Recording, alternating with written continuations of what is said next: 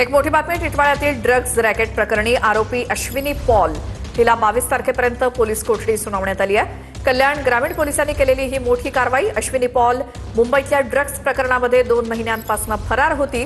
पोलिसांना माहिती मिळताच त्यांनी तिच्या घरावरती छापा टाकला आणि छापेमारीत 5 कोटींचे एमडी ड्रग्ज जप्त करण्यात आले। इतक्या मोठ्या प्रमाणात ड्रग्ज आले कुठून याचा तपास आता सुरू केलेला आहे।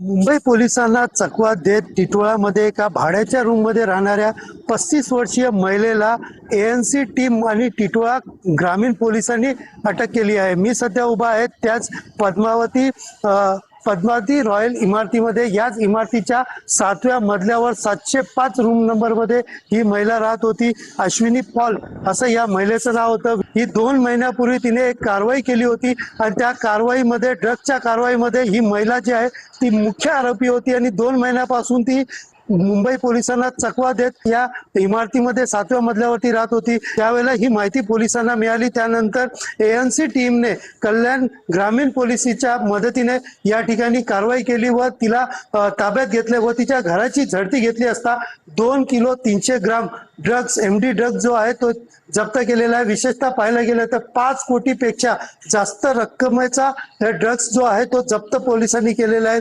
सुनील जाधव, TV9 मराठी,